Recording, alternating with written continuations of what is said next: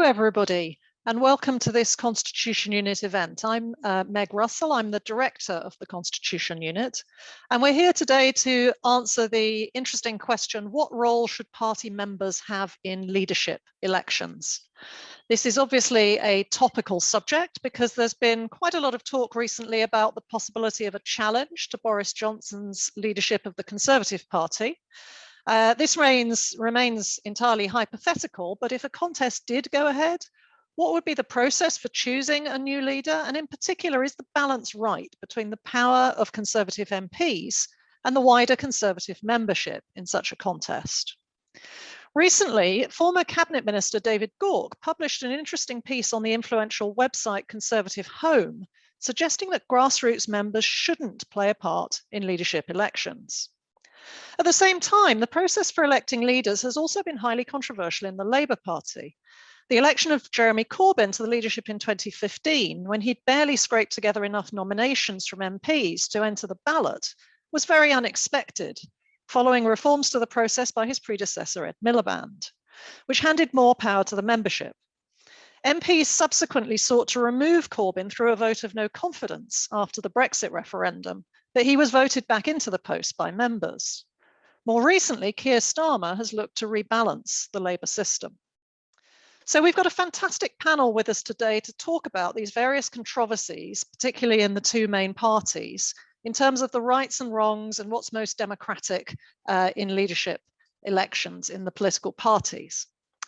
Our first speaker will be Paul Goodman, who is the editor of the aforementioned website, Conservative Home, which hosted that piece from David Gauke, which doesn't necessarily mean he agrees with it, but thank you for giving us that, Paul. Paul is himself a former Conservative MP. He represented Wickham from 2001 to 2010. Our second speaker will be Cat Smith, who's been Labour Member of Parliament for Lancaster and Fleetwood since 2015.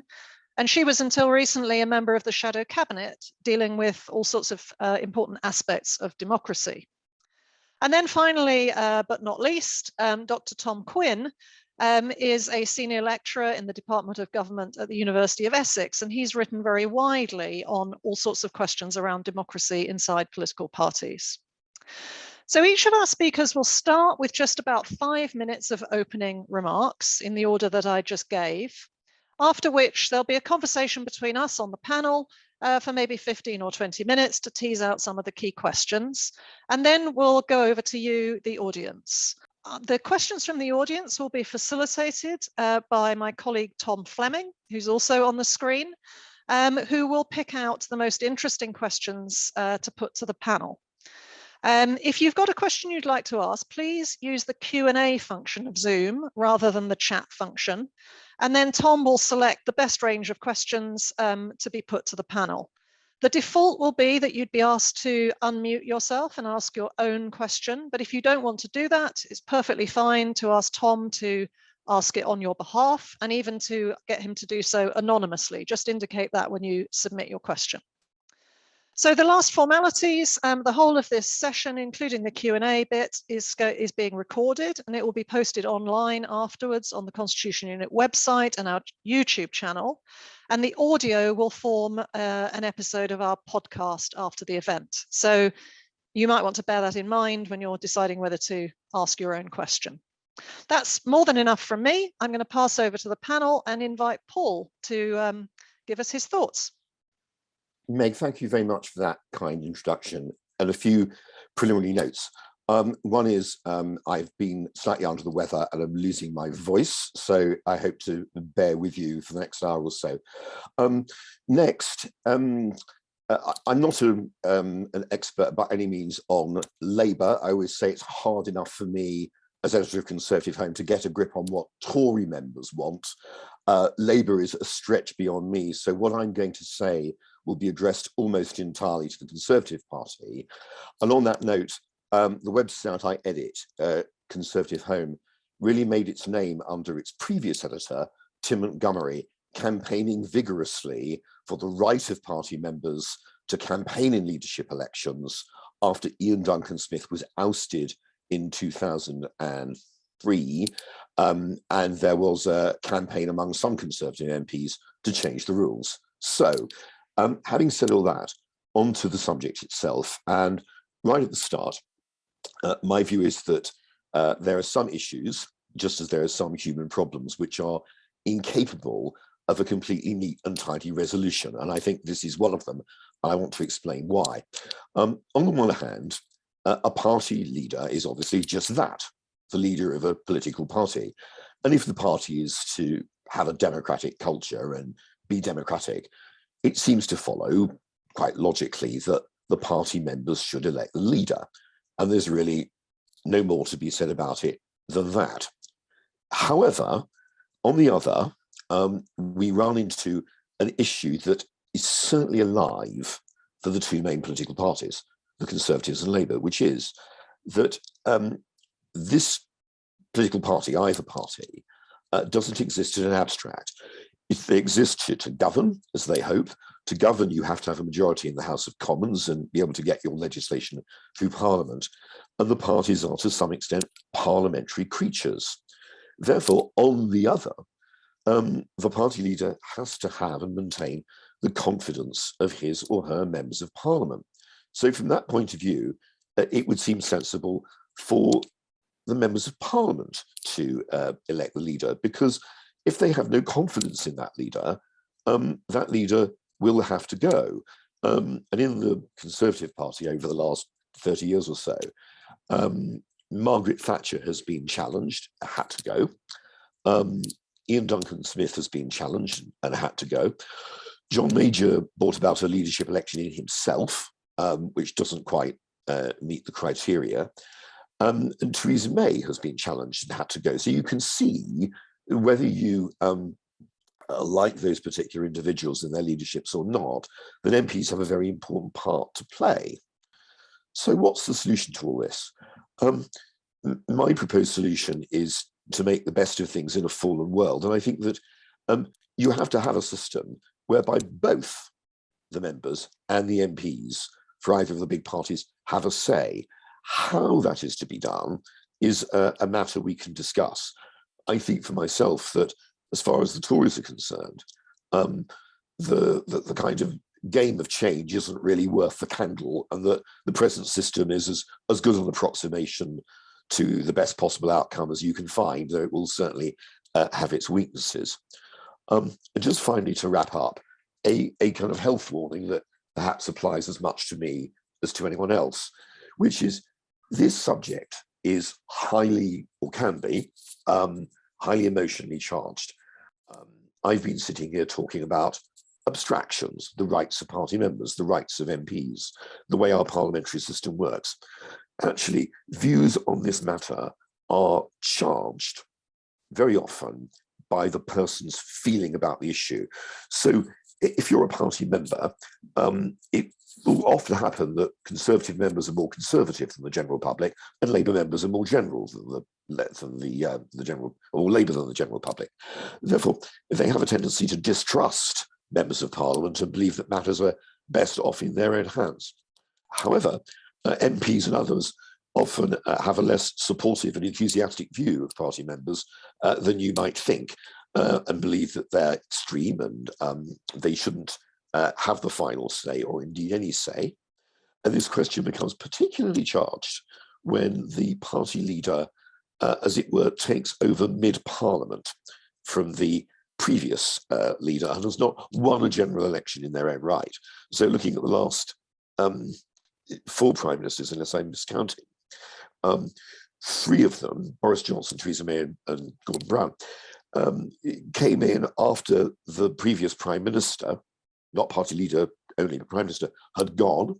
And therefore there was always a sort of question about their legitimacy, which lingers on and is another subject doubtless we'll get into in what little time remains to us. So Meg, that's my view. The power has to be shared. There's no perfect solution for the Tories. The present rules are probably as good as an approximation to the best as you can find.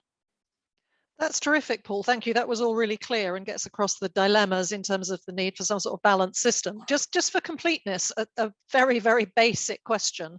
I'm sure a lot of people in the audience will know what the current system is, but you've indicated that the current system is about right. Could you just in a couple of sentences say what the current system is in the Conservative Party for clarity? Yeah, very simply, either you have to have a system, in my view, where the MPs put up a candidate or two candidates, say, or more. That's an interesting variation. Put up candidates to the members, or the members put up candidates to the MPs.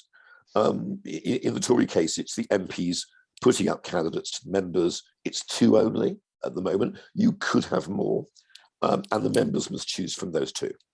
So you have an exhaustive ballot, don't you, inside the parliamentary party, where people are knocked out one by one, or possibly more than one by one. But until you get down to two, and then the last two would normally go to the membership, which is what happened with Boris Johnson and Jeremy Hunt the last time around, but not with Theresa May and Andrea Leadsom, because actually Andrea Leadsom dropped out before the member ballot. Yes. Yeah. Okay, that's just a useful reminder, I hope, for people. Let's pass over to Kat to talk from the Labour perspective, where there's some commonalities, but also some quite important differences, I think. Kat, over to you. Thanks so much, Megan, and thank you so much for inviting me on. It's a podcast that I regularly listen to, so it's an absolute pleasure to actually be part of today's discussion. By way of a sort of disclaimer, I've never been a candidate in the Labour Party leadership election, and nor would I ever want to be. However, of course, I have supported other candidates and have some views on the matter. I know probably an awful lot more about the Labour system than the Conservative system, so perhaps a bit like Paul, I'm going to very much focus in on my own party. But I think that probably is where one of the first differences happens, is that, you know, our parties come from different traditions. The Labour Party was formed out of the trade union movement, and sort of as a consequence of that, I would argue rightly, we have a system whereby our Labour Party colleagues have a stake in selecting our party leader. So that history of the link with the trade union movement, I think, sort of sets Labour off in a slightly different way of selecting our leaders as the Conservatives. But in perhaps a similar vein to what Paul was saying, I think there is a difference between our party members and their political views and their needs, wants, desires, our party voters. And then, of course, there's the third category, which is the voters that don't currently vote for you, but you need to vote for you in order to win government. And a strong party leader will be somebody who can connect well with all three of those categories of voters. And whilst a party leader cannot manage business in Westminster without support from the parliamentary party, nor can it win an election without the full backing and support of your party members.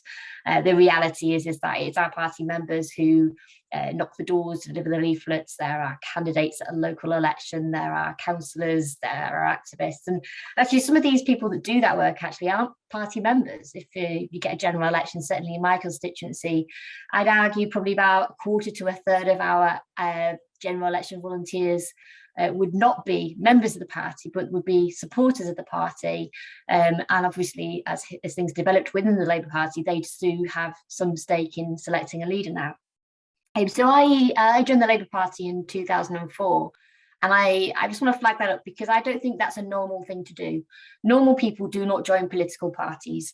Normal people may well have a political opinion, may well vote, being very engaged, but joining a political party, particularly for younger people, is just a bit different, a bit odd. And so I joined the Labour Party. To be honest, I joined on a night out at university. I was probably not your typical person, but a huge part of our party membership when we get the surges happen around leadership elections. People join political parties in order to have a vote to select a leader of a party that they identify with. The first leadership election that I took part in was the 2007 leadership election that never was. And I think that in many ways that sort of set the tone for some of the consequences in subsequent leadership elections. Of course, 2007, Tony Blair's stepping down, Gordon Brown is crowned as a coronation. There was no leadership election because the parliamentary party gave Gordon Brown so many nominations that I believe it was John McDonnell and Michael Meacher couldn't get enough to get over the line. Michael Meacher withdraws to try and get John McDonnell over the line, but not all his backers backed John McDonnell. And as a consequence, you have the coronation of Gordon Brown. And there was a huge sense of feeling around 2010 that the part of the reason for Labour's defeat, and I'd argue it was a very small part, frankly, was the fact that he was seen as not legitimate as a leader and as a prime minister because he'd not been elected as a party leader. He'd not won a general election and he didn't have a mandate. So in 2010, we have a leadership election under what I'm going to refer to as the old system. So that's the electoral colleges. So the Labour Party uses electoral colleges in quite a lot of our internal democracy. It's where your members get a third of the votes and your politicians get a third of the votes and your trade union and affiliates get a third of the votes. And as a consequence of that, just my own example is you can end up with many ballot papers. So I worked 2 part-time jobs and they were organised in different trade unions. So I had 2 union memberships. And then, of course, I ended up with 2 union ballot papers. I was a party member, so I've got my party member ballot paper. I was a member of the Christian Socialist Movement, which was an affiliate to the Labour Party. So I had that ballot paper. I ended up with 4 ballot papers to vote for my party leader. And I think that was seen as being, you could almost buy votes if you were a member of enough trade unions affiliated socialist societies. And as a consequence of events, including the 2013 Falkirk selection, and the Collins Review came in and completely looks again at how we elect our leaders as a party. And so in 2015, it was the first Labour leadership election with registered supporters. That was something that actually had, in the Collins Review, had actually been quite opposed by the left in the party. There was a feeling that it was very sort of Americanized, that your party members are suddenly equal to these £3 members, that it opened up to abuse, that someone could just pay £3 and vote for the candidate that they thought was going to be most damaging to the Labour Party if they were a political opponent of us. However, obviously it ended up in a situation where the left candidate did very well after that, and unexpectedly, I think for most of us, Jeremy Corbyn was elected as leader of the Labour Party under that system. There is probably questions to be asked about what is the right level of fee to be an affiliated supporter. It was obviously a lot higher in the subsequent 2017 challenge, and as a consequence of that, there were fewer people paying to have a vote in that contest between Jeremy Corbyn and Owen Smith. But I think that pricing, that transactional relationship, probably plays into the question about what role should members play in any party leadership election. Your standard Labour Party membership is going to cost you £56 a year. And for a lot of people, they feel like if I'm paying £56 a year, I want to be able to have a say on the leader of that party. And I think there is a kind of sense of, I pay my fees, I should get my vote. However, do party members always pick the best leader? Or to go back to the very beginning a little bit here, Meg, but party members and their political views can often be very different to the political views and priorities of the voters that a party would seek to win. So yes, you've got to get enough support within a parliamentary party in order to get on the ballot paper. But certainly members, I think, should play a significant role in a party selection. But it's a messy business and there's no perfect solution to this. And I think that the Labour Party, I would feel very strongly, should always include our trade union colleagues and affiliated socialist societies as part of that way of selecting a leader who has support from across what I would call the Labour movement. And I think that our party's history and tradition probably means that we will end up with a model that's always looks slightly different to the one that the Conservative Party ends up with. But having a different system isn't necessarily a bad thing, given that I'd argue the Labour Party is a very different beast in many respects than the Conservative Party, and what works for the Conservative Party won't necessarily work for the Labour Party. However, I think in a society with falling party membership, because it is a bit odd to be a member of a political party, we're not a country which has most people being a member of one political party or another. We've got to acknowledge the fact that the people who then self-select in becoming party members may not be wholly reflective of the kind of voters that we seek to engage with at a general election. Thanks, Meg. Great, thank you very much. And just one brief question, because it sounded like there you were suggesting that maybe you'd support something like a return to the electoral college system, which I think is something that Keir Starmer tried to introduce, didn't he? And he ended up getting kind of pushed back from it. Was it last year's party conference? Is that where you're coming from, that it could do with a bit of rewinding this system? Yes and no. Sorry, that's such a politician answer, and I regret saying it. But, should MPs have more influence? Because I think that was where it was going at the last party conference, is that the idea that MPs should have more influence. I think that there would have to be a trade-off if that was to be the direction that the Labour Party went in, and recognising the fact that MPs are an important stakeholder in our internal party session. And do MPs currently not have enough sway?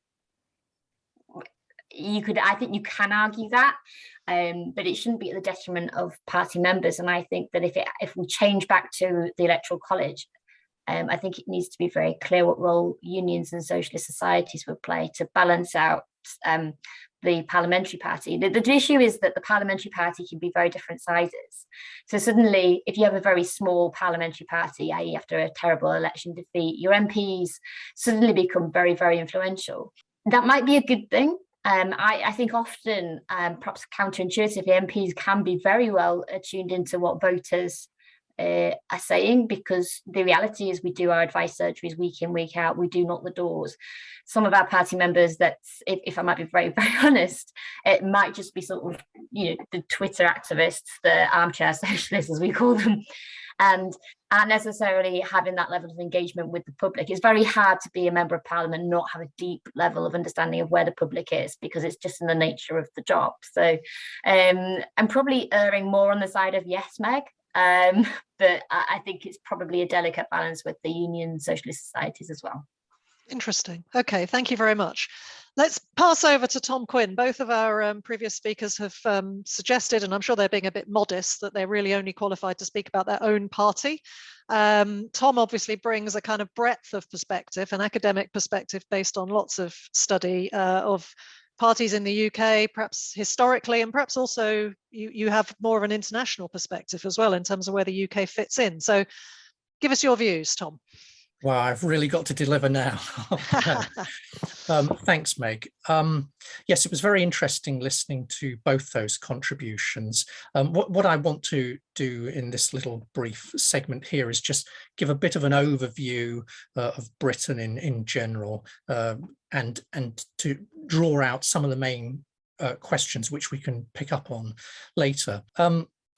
Britain, in comparative perspective, has been at the forefront of extending the rights to choose the leader when you compare it to other countries. Canada has also been quite prominent in this respect, but still, when you look across many European countries, they still select their leaders by party congresses, and often it's just one candidate that's put up. So Britain is quite unusual in that respect. It's particularly unusual given that our political system is based on the Westminster model, which is focused in Parliament, where leaders must control their parliamentary parties, and voters are thinking primarily, probably, of parliamentary parties when they're voting. Of course, parties are much bigger than that, and that's the reason why people have had this debate over the last few decades about who should be given the right to select party leaders. The Liberals were the first main British party to allow members other than just MPs to choose their leaders in 1976. The Labour Party adopted an electoral college in 1981. It had previously allowed its MPs to choose its leaders from its earlier days. The Conservatives, they used to have this system of informal consultations amongst their elites, once described as a magic circle to choose leaders, in which a leader just emerged from the ether, fully formed, and just took over without an election. That went out in 1965. They allowed Conservative MPs then to vote for party leaders, and then in 1998 they brought in this hybrid system whereby you have exhaustive ballots amongst Conservative MPs to whittle down two candidates, which are then put to the party members. Labour also has moved along since its electoral college days, and in 2014 adopted this all-member system, as well as an open primary element by allowing non-party members to sign up as registered supporters, as well as affiliated supporters amongst trade union people. And so when you look across British parties, not just Labour, the Conservatives, the Liberal Democrats now, but also the Greens, the SNP, Plaid Cymru, they all use all-member ballots in one form or another to choose their leaders. The Brexit Party didn't, interestingly. This was a reaction, which you've seen in some parties in Europe as well, in which prominent individuals who create a party, like Farage, like Berlusconi, want to keep control of it. And so you don't always even have the concept of membership per se. You have an elite-dominated party, easier to control that way. So Britain is a bit unusual by international standards. What you tend to find in the academic literature, as researchers found this, is that when parties in Britain, certainly, but elsewhere, do change their selection methods, they tend to do it when they're in opposition, rather than when they're in government. They've got more time to focus on those things. And often there's a lot of arguments going on which are causing it. Labour in the early 80s, because of a backlash against what the Labour government had done in the 70s. When the Conservatives introduced their system in 1998, there was a lot of annoyance at the way the parliamentary party had behaved in government when John Major was Prime Minister, and all the endless arguments over Europe and other things. And it was felt, well, we need to let the members have a say, and because the MPs are not always behaving themselves. So just very briefly to set out what these arguments are, the main argument, of course, for all member ballots is that it's justified on the basis of democratization. But that's a sort of rather vague term, particularly when we use it in relation to political parties. When it was very interesting listening to Cat Smith there use this word transactional a number of times. It's not a term we normally think of when we talk about democracy, but you hear it all the time when you talk to party members, or the implication of it. Why shouldn't I have a say over who the leader is? I pay my party dues. I go out and campaign for the party. What do I get in return? Conservative Party members, they do the same as well. I heard them during debates Paul alluded to a moment ago in 2005, when the system was nearly changed but wasn't quite. When we talk about democracy, we have an idea of a demos, a we the people. But who is this we the people in a political party? Well, obviously the party members themselves, but are they the same kind of status as a national citizenry, where we automatically think it's normatively correct for them to have voting rights? Well, when you look at what happened in the Labour Party in 2015, their membership doubled within months, when between the start of the leadership election after the general election and then the actual announcement of the result, doubled from about 190,000 to 380,000 and continued going up. People could just join the party as they wished, and often on fairly low rates, not just the £3 members. So you can understand why people might think of a demos, a party membership being a demos in the context of the old mass parties, the old socialist mass parties, where you had big memberships, people representing working class communities, often mobilized by trade unions, and being very similar to the voters the party represented. Whereas now, you know, the Bale and Webb research is confirming Side and Whiteley research from the past that party members tend to be much more middle class on average, much more middle-aged on average as well. So party members are not necessarily representative of voters attitudinally or socially. Can we consider them as a demos in the same way, particularly when party membership levels can be quite unstable? Some people criticised Labour's leadership election in 2015 and 2016 as flash mob democracy, It's much easier nowadays for people to be mobilized to join parties because of the internet. You send out a link, people click on it, and they become party members and get full voting rights. On the other hand, the parties themselves have been the authors of this. They've seen leadership elections, particularly Labour, but also the Lib Dems, as ways of increasing their party membership levels. Look, come and join the Labour Party, and if you do, you'll immediately get a chance to have a say over who the next Labour leader should be. That was not just the case with Corbyn in 2015, it was also the case in 2010, and the Lib Dems have done the same. So there are arguments for all-member ballots, but there are arguments against. As far as MPs selection is concerned, I won't go on too long, Meg, the arguments are well known. MPs know the candidates better, although not always. I don't think Tory MPs really knew what they were getting themselves into when they chose Mrs. Thatcher in 1975. The contests can be quicker, take a couple of weeks rather than several months. That's not always a good thing, particularly if contests take place after an election defeat. You can have a long drawn out debate in a party, but certainly mid-term, you want it to be quicker. Just imagine if Tory MPs had managed to trigger a vote of no confidence in Boris Johnson and there had been a vote to remove him, we would be currently in the middle of a Conservative leadership contest whilst there's a war raging in Ukraine and Britain is playing an important role in arming Ukraine. So there are problems. But I think that the key point is that parties are, in the Westminster model, crucially parliamentary organisations. And in order to function effectively as parties in Parliament, they require internal cohesion. MPs need to vote the same way on certain policies and voting for or voting against, and leaders play an absolutely crucial role in doing that, in mobilising their MPs, in setting a policy course.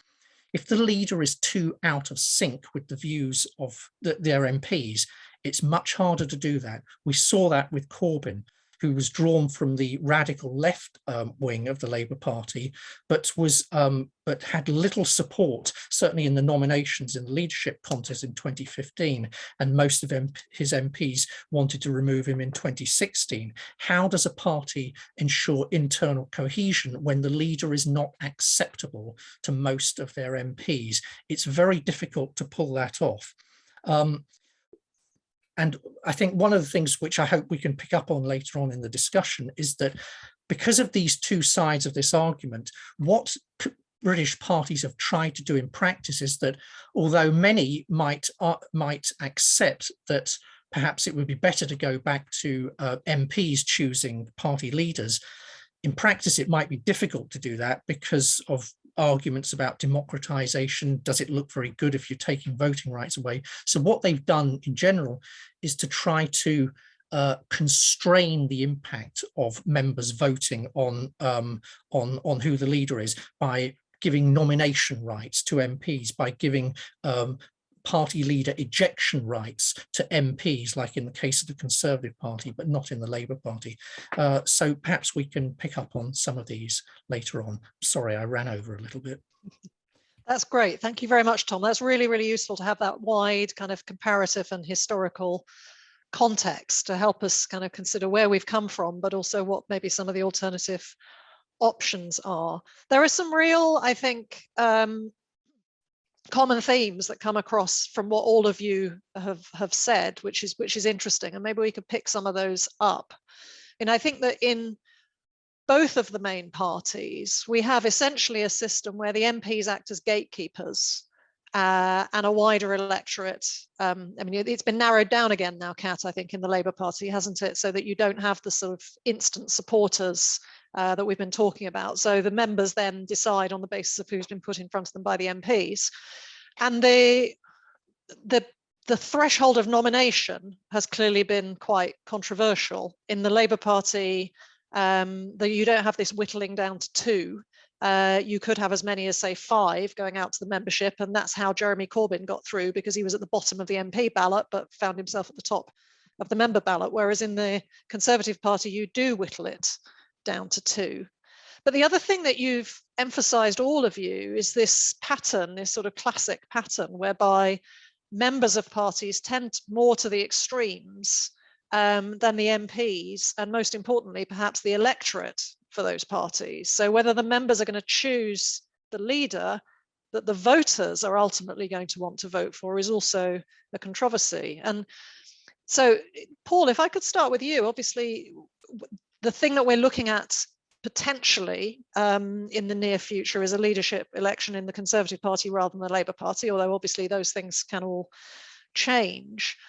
How would you describe the sort of mood in the party on the ground as far as you understand it? I mean, one thing I wonder is whether actually the Conservative Party now could fall into the same kind of trap as the Labour Party. You know, are they capable, these members, of choosing a centrist leader, or would they be drawn to somebody who is a bit more extreme? And does that then put pressure on the MPs? You get these sort of strange dynamics where the MPs try and kind of keep people off the ballot paper to ensure that they don't get to the membership. How do you think that sort of member MP kind of dynamic would be working in the party if there were an election, say, sometime this year? I question the view that members are always more extreme, whatever extreme means, than the voters. And to just add that as a qualification to start. So in relation to the last leadership election, you might have found, I don't know, there was a greater consensus among voters for Jeremy Hunt than for Boris Johnson, but Boris Johnson did win a very substantial, I mean, almost a landslide, arguably a landslide, election victory, really within a matter of months of his leadership election, which would suggest that the gap between the members and the voters might not be so large as is sometimes postulated. But let me, having aired that qualification, just come to your central question, which is really, you're curious to know what happens next in the Boris Johnson up and down zip wire progress. I suppose the ultimate question is, I suppose what I'm guessing at is, would you get a different result if it was MPs and if it was members? Are they aligned with each other? Because this is where, I think Kat referred to this in the Labour system, and I think you referred to it in the past as well, that where the MPs and the members are aligned, and it's fairly sort of uncontroversial, the system doesn't come into question. But is that the case at the moment? It's a very good question. I mean, what is a weakness of the current Conservative system that has not yet come into play, but could very well, and I think almost did once on an occasion I'll come back to in a moment, is what happens if the MPs put someone forward into the last, if they put forward two candidates, they clearly want one, but the members choose the other. Now, that hasn't really happened yet, but I've got two qualifications. One is the Ian Duncan Smith experience, which I remember because I was in Parliament at the time. The fact is, his leadership was almost certainly doomed from the start because he only had the support of a third of Tory MPs. A third went to Michael Portillo, a third to Ken Clarke, a third to Ian Duncan Smith. Whoever MPs had elected in that year might well not have had enough support to make it through the Parliament. The next instance I want to come to before I close on this question is what nearly happened in 2016. Theresa May was basically elected nem con, but this is all too easily forgotten. She was elected nem con because Andrea Leadsom withdrew. Now, had Andrea Leadsom not withdrawn, I was watching very closely the Conhome survey of members that was coming in. Leadsom's support was going up at a very rapid rate. And I don't think it's impossible she would have won in a ballot of members. So you'd have then had a parliamentary party that had put Theresa May in and members who'd put something else in. I'm not at all sure that position would have been sustainable. And as a Conservative member myself, I was very concerned at the start that this might happen. So although I've settled on the present system as being the least bad and not worth the trouble changing it, it has got this potential problem, which I suppose with alternative versions would also be present in alternative ways. Yes, I mean, when I asked you that question, I was partly thinking about it. I read the other day about that election and how a message had gone out from supporters of Michael Gove to encourage them to vote for him, so as to keep Andrea Leadsom off the ballot, because if she got through, she was going to be chosen by members. And this is exactly the kind of dilemma that you face, isn't it, when MPs are acting as the gatekeepers, and where they kept John McDonnell off the ballot paper to the extent that there wasn't even a ballot paper, because Gordon Brown went through unopposed in 2007, but then they didn't exercise the same kind of restraint when it came to 2015.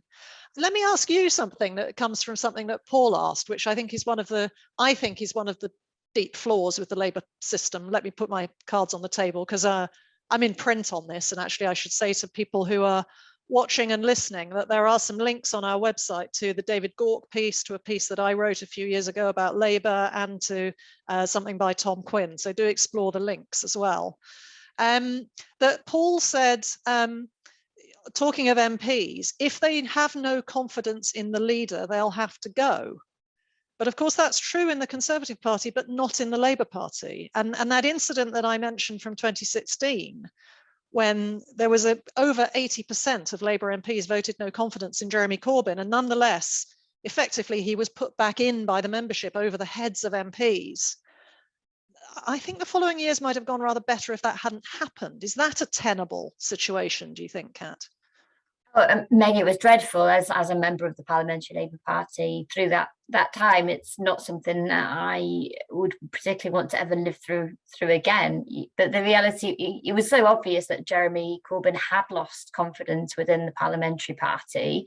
It was incredibly difficult to keep the sort of just the logistics of the Westminster side of things on the road. I certainly remember holding down 3 or 4 different front bench roles, and you know, I'd always describe my politics as being very much a Labour Party loyalist. You know, I've always said, like, whoever got elected as leader, I would do my bit in terms of the Westminster sort of heavy lifting, and that's certainly a position that I continue to hold. But that disconnect between where your party members are and where your MPs are, I suspect, is probably most of the time they're in slightly different places. And I'm just sort of reflecting back on previous elections. So if you look back at the sort of 2007, of course, we didn't have a leadership election because the MPs kept a challenger for Gordon Brown off the ballot paper.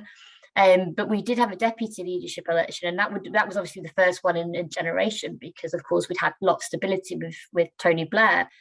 And it was very clear that the MPs' nominations for the deputy and where party members were voting were actually very different places.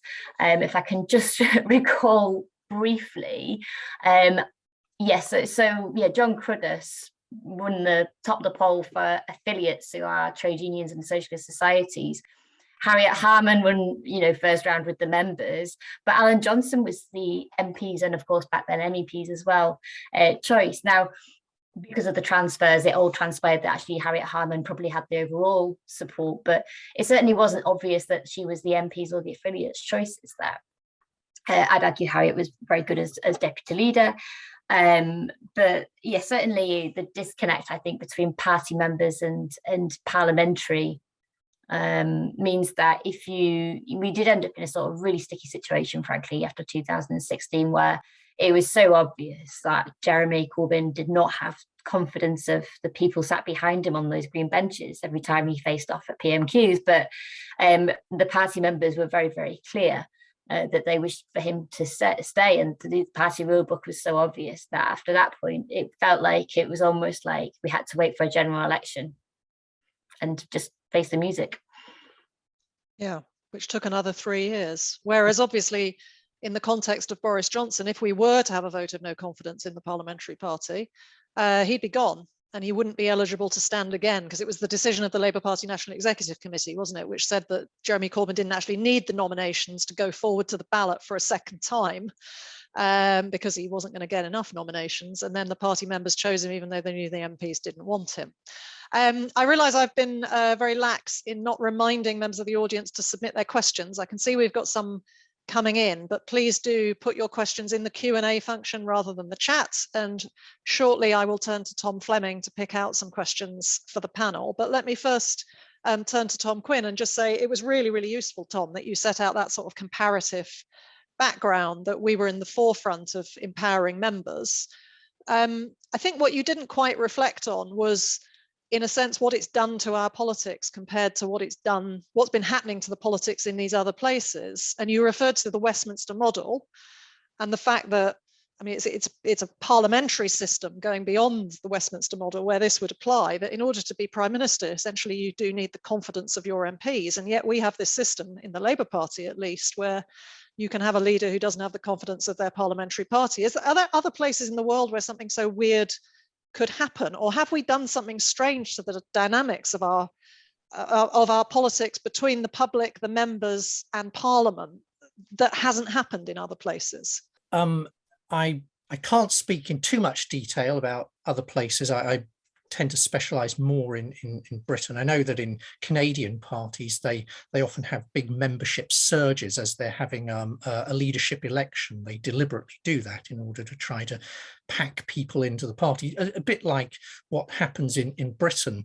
But I think, look, there is this old idea in political science, and you've mentioned it, Meg, in which party members are seen as less centrist than MPs. So therefore, if you give them the right to choose who the leader will be, they're likely to choose someone who is less appealing to voters.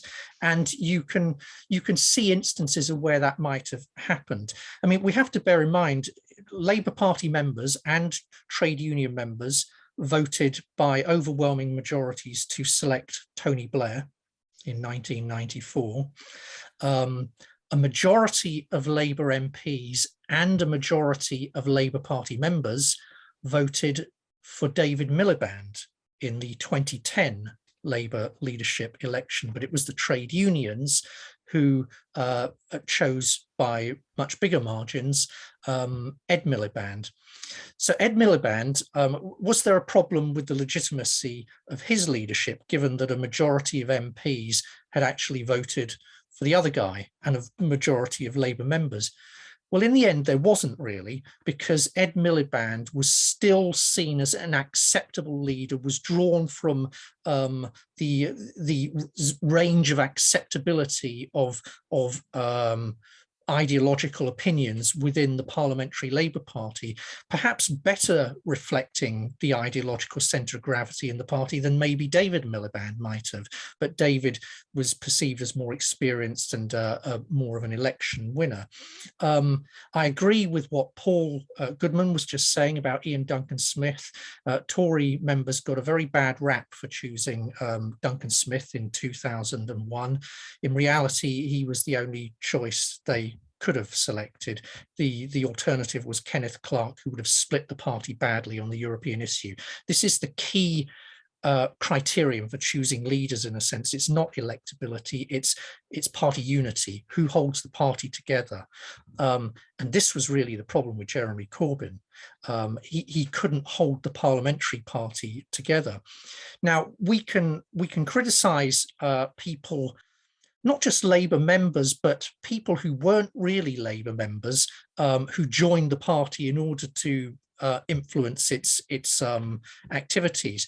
1 in 10 of the people who voted in the 2015 Labour leadership election had voted for the Green Party in that year's general election, rising to a quarter of all the registered supporters. They weren't dyed-in-the-wool Labour folk. They were, Green Party supporters who had an opportunity to join the party. Who decided that? The Labour Party elite did. Why was Jeremy Corbyn on the ballot? Because Labour MPs deactivated the one control they did have to stop unacceptable, in this ideological and personal sense I've described, candidates from joining the ballot. He wasn't going to hit the 15% threshold of MPs and MEPs. He had to reach 35 MPs and MEPs in total. He got to 36. About 14 of those were loaned by people who didn't really support him. So Labour MPs had the mechanisms to stop Corbyn entering the contest, and that the party didn't have to throw open its doors to hundreds of thousands of new people who may not have all that much sympathy with centrist Labour values. So finally, what you could do in those situations is that you can have the MPs to cast a sort of post hoc veto to say, well, you've chosen the wrong candidate, we're going to get rid of him. But as you said, in Labour, you can't do that because they had a vote of no confidence in Corbyn in 2016, but it was unconstitutional. He had no obligation at all to abide by it, and he didn't. In the Conservative Party, they do. So this is how parties have tried to square the circle. Yes, we're going to give voting rights to party members, but we're going to try to keep power for MPs before the votes are cast through nomination processes and preliminary parliamentary ballots.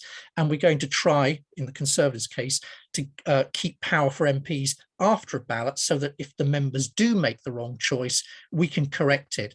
If Andrea Leadsom had turned out to be, had won this all-member ballot in 2016, if she'd contested it and won it, and if she'd turned out to be a poor leader, Tory MPs could still have got rid of her pretty quickly if they'd wanted. Not so in the Labour Party. True. Yeah. I promise I'm going to come to the audience questions very quickly, but that does just remind me of another really interesting sort of maybe throwaway line that Paul Goodman put in right at the beginning, which was the idea that you might somehow turn this whole thing on its head and have the nominations from the members and the votes among the MPs. Is that something you've thought through, Paul, as an alternative? Absolutely not. I'm just making the point that if, it's very much an if, one agrees that the mandate should be shared between members and MPs. There are all sorts of different ways of doing it. I mean, the Labour Party's got one way, the Tories have another. I very much agreed with what Kat said earlier about the traditions of the party being formative in shaping what happens. I mean, after all, Tory members were originally a kind of supporters club for the parliamentary party. That's how the whole business got going in the 19th century, and the Tories have continued that sort of die of the parliamentary party being fundamentally what really matters is still there deep in the system. No, I was just making the point you could do it in a number of ways. You could have a Tory electoral college, though goodness knows how that could work. I'm just saying there are different ways of dicing and slicing if you accept that both the members and the MPs are going to cast a vote. Okay, great, thank you. Oh, Tom, keen to get to the audience now. Yeah, really briefly, just to clarify on the Conservative rules, the Constitution says the party has to put a choice of candidates to the members. The fact that it's two is something that's in the 1922 committee's rules. They can change that if they want to. They could put more than two to the members. Very interesting, thank you. Let's go over to Tom Fleming, who's been keeping an eye on the questions that have been coming in. And I had a little look and I can see we've got some good ones. Tom, who would you like to call? So I think first we'll take three together that are all on a very similar topic about MPs withdrawing confidence from party leaders. And those come from, and we'll take them in this order, Richard Johnson, then Robert Saunders, and John Newham. And each of you should be given the ability to unmute yourself and ask. Okay, I can see Richard has appeared. Ask your question, Richard, and then I'll come to Robert. Well, actually, in many ways, my question has been discussed quite a lot now about, but really, I suppose would want to put the audience to challenge them to consider whether there are merits in the Labour system where MPs are unable to remove the leader without the confidence, against the wishes of the membership. And I suppose if I just add a point, I suppose one could say that having a system where the leader can be subjected to regular votes of confidence, as had been the case in Labour's history. Hugh Gaitskell was subjected to one by Harold Wilson, another one by Tony Greenwood, was that actually it could strengthen a leader to win those votes of confidence from their MPs as well. So I guess just is there a case for the defence of the existing Labour system? Good question. Yeah. Yeah, great, thank you. Robert. Thank you. Obviously, the core of a parliamentary system is that a prime minister and a government must have the confidence of parliament. Isn't it a major problem with the Conservative system that if MPs do lose confidence in the prime minister, we now have to sit around for months waiting for party members to pick a new one? And doesn't that make it essentially impossible to change leader in a crisis, which used to be regarded as a great strength of the British Constitution? Interesting. Thank you. And now I'm afraid I've forgotten the name of the third person whose name hasn't come up on the screen. Tom? John Newham. Oh, John. Hello. Okay, John, go ahead. Hello there. My question's, how does Labour best avoid a repeat of the awkwardness of the Corbyn era when the leader lacked the competence of the PLP, and linked to that, should those lacking full party membership participate at all? Terrific, John. Thank you. Okay, well, I can see why you put those together, Tom. They fit together very well. I think two of them are quite firmly pointed in Kat's direction. So should we start with you, Kat, in terms of, is there a defence to be made of the system where somebody can be Labour leader without having confidence of the MPs, and how do we avoid a repeat of the same problems? Yeah, I thought they're a really great set of questions. I'm going to answer John's first, just because it makes more sense in my mind to say that it probably ties in a little bit with the parliamentary party. The idea of the parliamentary party having the right to have a vote of confidence that would hold sway, I think does have merit. I think that our party leader does need to be able to carry a parliamentary party as much as it also needs to carry the membership. And my personal, and this is very much not the official Labour Party line, I'm a backbencher, would be that any powers that are given to a parliamentary party should also be given to members.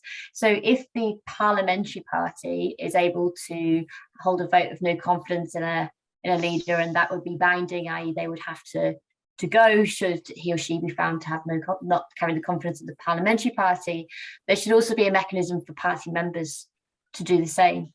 And I think that would be a good incentive for a party leader to hold, and as we were saying earlier, hold the party together. John's second question about full party members, should people who are not full party members have full voting rights? Strikes me as leaning in a bit towards what I believe the Australian Labour Party does, whereby in order to be a member with voting rights, not only do you have to obviously pay a subscription and have a membership card, so to speak, but to take part in some internal democracy, I've had to attend so many meetings or campaign activities. So it's not just a case of you pay your £3 and get your vote, and it's equal to someone who pays £56 a year, has been doing for 25 years, and slogs their guts out every set of local elections, and rain, snow, hail, they're out there delivering the leaflets. I can see why for some party members that feels incredibly unfair, and I think in some of this conversation, and I'm guilty and I hold my hands up, we've been generalizing quite a lot about party members, and yes, it's not a normal thing to be a member of a political party, but party members look very different. I'm conscious that that I've clocked that there is one of my party members on this call, and I know that he does do the doorsteps and the campaigning. I think he's very tuned into where the electorate is, certainly in Lancashire. And I know that he would probably, I would trust him incredibly to choose a party leader that would be able to both handle the sort of Westminster side of things, but also hold the party together. And yet, my mum, for instance, joined for £3 to vote in the Labour leadership election. She's, she's pushed a few leaflets through for me, but she's never knocked a door. Why should she hold the same weight as my party activist who goes out every single week? Should there be some level of qualification? I'm leaving it a bit open-ended. Thank you very much. Paul, Robert Saunders' question was very much targeted at you and the sort of conservative traditions, and the time delay was one of the points that David Gauke made in his piece, wasn't it? Which is clearly particularly problematic when you're talking about the Prime Minister. Well, it might be and it might not. And Robert's question is a very good one. But I do think it helps to illustrate my point that there's no such thing as the perfect system, because, of course, you could remove the right from members when the party leader is Prime Minister, but it does cause a problem at one end of the scale. The other point that's worth raising, since Robert's floated this question as a whole, is we do have a real live example of what's happened in relation to this problem in recent history, and it turned out to be not quite as bad as one might think. Which is, remember, we have changed the Prime Minister and leader of Conservative Party while a war was going on. This is what happened in 1990 when Mrs. Thatcher went and John Major came in. And part of the argument of some senior Tory MPs then, like Tom King, who was Defence Secretary at the time, was an old friend of Michael Heseltine, but said to him, I'm not voting for you because I think it's wrong to change our leader in the middle of a war. But actually, it was carried off comparatively smoothly. Now, you might say circumstances are different. It would take months to run a ballot, but I'm just floating this. It might not. Tom Quinn made the point about a different matter, that the rules are in the hands very often of the 1922 committee. And the 1922 committee could, and I think would, were there to be a challenge to Boris Johnson, speed the process up. I don't think that you would have the week-long process that you did last time when Boris Johnson and Theresa May squared off. Were you to have a leadership election in these circumstances now, it would probably, though not certainly, be rather quicker, with Boris Johnson staying as an interim Prime Minister and the process only taking a matter of weeks. So, of course, Roberts put his finger on one of the many weaknesses in the current system. But my point is, it might not be as extensive a weakness as one first imagines. And then there are other compensating problems if one removes the right of the members to vote altogether. Tom Quinn, would you like to come in on any of these points? Yes, thanks, Meg. Just on the question of time delays and all the problems associated. I mean, I've been doing a little bit of research on this in recent months on precisely the question that we're looking at today on different selection systems. And when you look at the post-war period in the Conservative and Labour parties, you find a number of things, that contests in government are usually quicker than contests that take place in opposition, because they speed them up. Contests in which MPs or the old magic circle chose leaders were much quicker than those where electoral colleges or one member or all member ballots were used to choose leaders. And contests that took place mid-term were quicker than those that took place immediately after a general election. What seems to happen is that because if you're an opposition party, you've just got hammered in a general election, then it's good to have a long leadership election, because you can discuss the reasons why the party lost, debate the way forward. So it doesn't matter if it takes 3 or 4 months, as a lot of these all-member ballots and electoral college contests do. That's much more of a problem if you're either in government or you're a mid-term opposition where stuff is happening all the time and you can't afford those kinds of opportunity costs.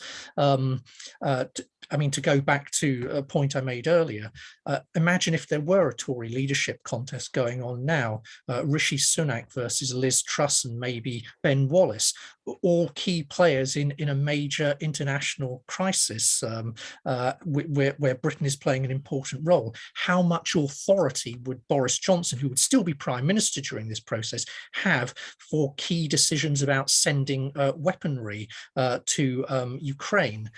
So these are important questions. What parties generally try to do then is they try to speed things up. That could be by making sure there's only one candidate, like with Michael Howard in the Conservative Party in 2003. That's basically a return to the old magic circle, isn't it? Elites congregating behind one candidate. Or you could have what is effectively just a parliamentary ballot, which is what happened in 2016. Theresa May led, some dropped out, Gove didn't want to go forward. So what was looking like a 2 or 3 month contest in the Tory party actually was over within a few days. I'm not sure whether that would have happened this time round if Boris Johnson had been removed, because, you know, there was no one obvious successor, and there could have been a contest. But even in 2019, when Boris Johnson won, you know, if you compare that to the 2005 Tory leadership contest, which started in May and ended in December, 7 months, it was deliberately elongated like that. Whereas the contest that elected Johnson lasted 7 weeks. That's still a long time, but it's shorter than what it would have been.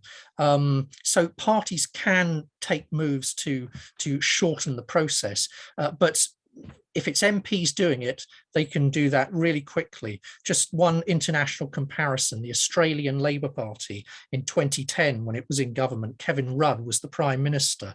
There was a leadership spill, Julia Gillard took over.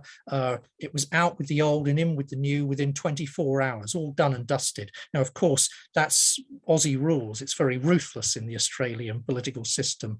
But if you have MPs in control, that's the sort of speed you can manage, and perhaps that's what you need when you're in government and there's international crises going on. Interesting. I mean, I won't come back to you now, Paul, because I'll bring in some more questions. But if you slip it into the next round, perhaps whether there would be enough discipline in the Conservative Parliamentary Party to pull this off, because it's quite a tricky one, isn't it? When the rules allow the members to be involved, but as you said, with Michael Howard, it never happened. And but I think that probably requires a rather cohesive parliamentary party that's ruthlessly focused on election winning and all the rest of it. And I'm not sure whether we have that at the moment or not in the Conservative Party. Tom Fleming, maybe throw another couple of questions at us. We've just got about 8 minutes left. Yeah, so I think we've got two we could take, which are about the sort of the underlying principles that might govern leadership contests, and then about who might be involved in them. And so the first of those is from Kirsten de Keyser, and then the second one comes from Alan Rennick. And if I could ask the questioners to be very brief, please, because if we're going to get the panelists in, we haven't got much time. So Kirsten. Hi, and thanks very much for a really informative session. I didn't know I knew so little actually about what happens in the various parties, but there you go. My question is, to what extent does proportionality play a part in the various leader election processes, and wouldn't proportionality actually produce a result that more stakeholders could accept? What do you mean by proportionality? Well, I mean, if we had a system where instead of, you know, tactically removing this candidate or that candidate or whatever, if basically at every leadership contest, you had whoever wanted to put themselves forward as being leaders and who had the backing to be put forward. So you had a selection of candidates that all the stakeholders, whether they be trade unions, members, MPs, whatever, could vote for proportionately.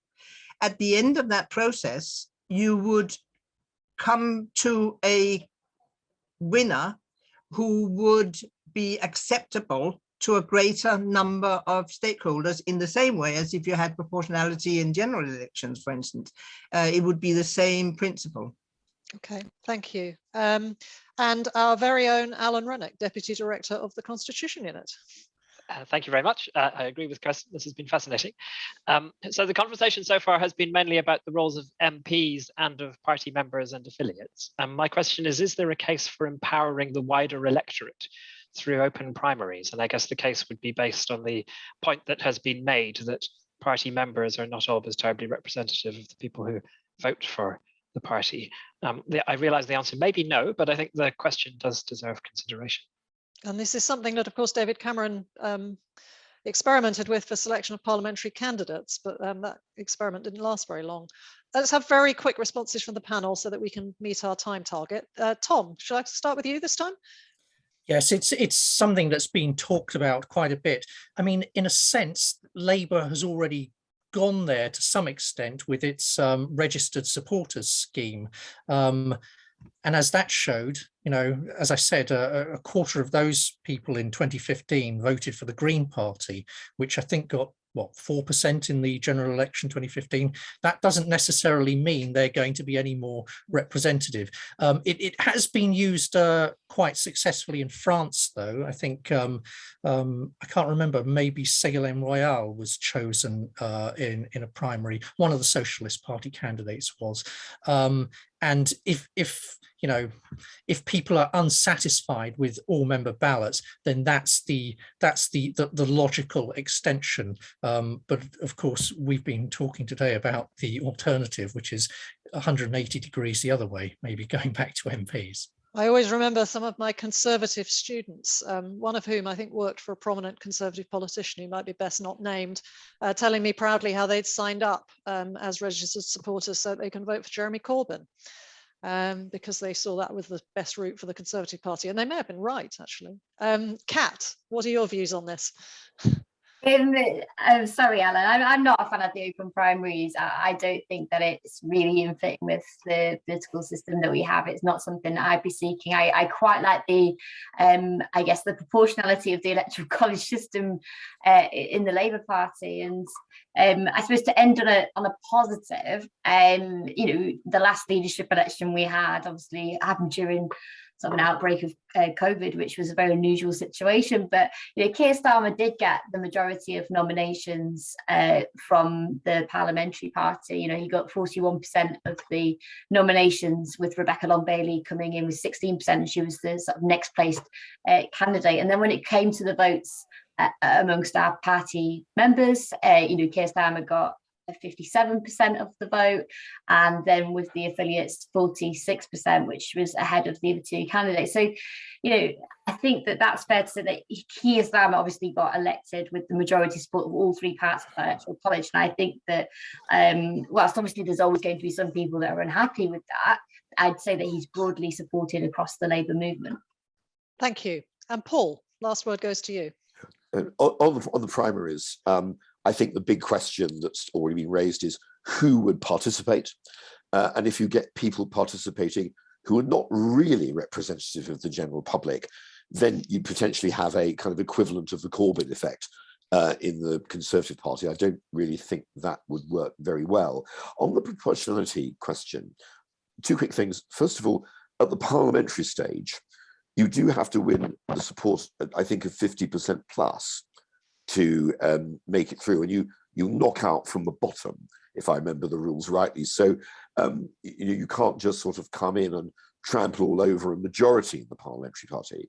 At the member stage, it's a really interesting question because, of course, you've only got two candidates.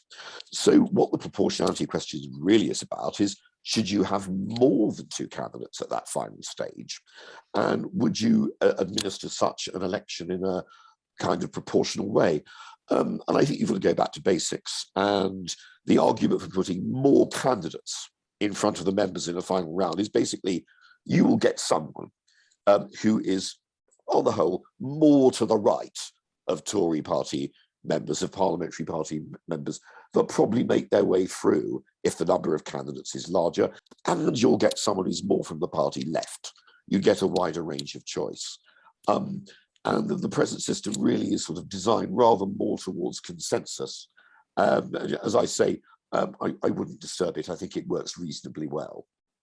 Thank you very much. We are out of time. It remains to be seen whether there's going to be a leadership contest in this year. And as we've heard, these contests have a habit of throwing up some surprising results. So if we do have one and there's some sort of a surprising result, maybe we're going to be back here in due course talking about what needs to change in the system to avoid that kind of surprising result, but only time will tell. I just need to thank our panelists very much for being here, and to thank you, the audience, for attending, and to remind you that this will be a Constitution Unit podcast and the video will be available shortly on our website, and we will let you know when it is. So please share it with your friends and family if you recommend it to others. Our next event will be at lunchtime on the 28th of April. And I'm very pleased to say that it's about the very important report that the Constitution Unit published today. We're having a busy day at the Constitution Unit. The report of the Citizens' Assembly on Democracy. So you can go and have a look at that report on our website now. You can look at the very nice video that we've got summarising its many recommendations and how it worked.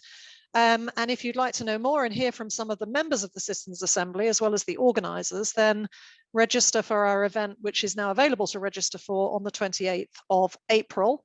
And shortly on our website, we'll be advertising another event for May, which is going to be looking 25 years on at the 1997 Labour government's constitutional reform programme.